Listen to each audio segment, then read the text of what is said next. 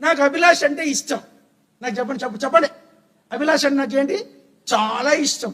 Abhilash hurt అవుతాడని ఆయన తప్పులేమి నేను చెప్పను.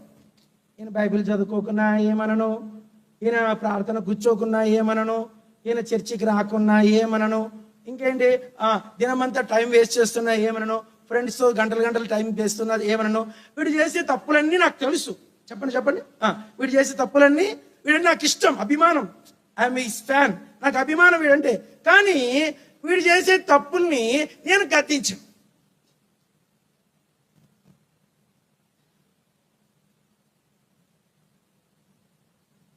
దాన్ని అభిమాన పాపం. చెప్పండి.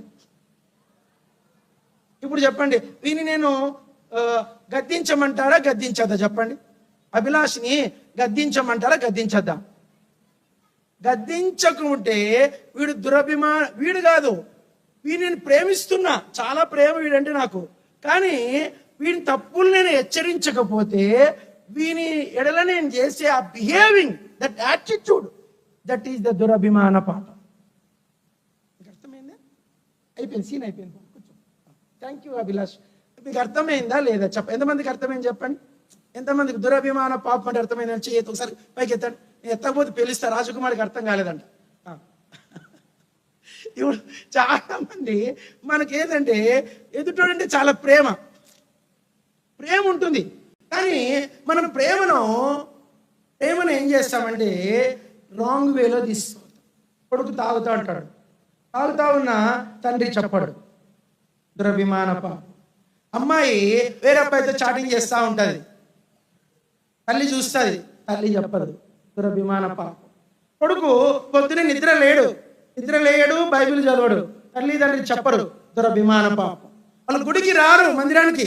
తల్లిదండ్రులు మొక్కై వంచుకోలే, మానైపోయినారు. ఇప్పుడు బంగారు వాళ్ళు వీళ్ళని వంచుతారు, దురభిమాన పాపం, పూర్తిగా పాపం.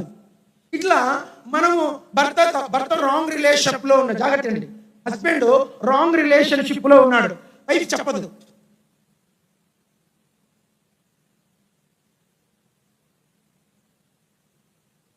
భర్త అంటే ప్రేమే, కానీ చెప్తే ఏమనుకుంటాడు. ఆ డిస్టెన్స్ మెయింటైన్ చేసుకోవడంలో పాపము బలమైపోతుంది. బలమైపోయిన తర్వాత దాని నుంచి విడిపించుకోవాలంటే కుటుంబాలు విచ్ఛిన్నమవుతాయి. దురభిమాన పాపం. అట్లనే వైఫ్ కూడా, ఆడవాళ్ళు ఎంతవరకు ఉండాలో అంతవరకు ఫ్రెండ్షిప్, ఎంతవరకు ఆఫీస్ అంతవరకు ఆఫీస్, ఎంతవరకు ఫ్రెండ్షిప్ అంతవరకు ఫ్రెండ్షిప్.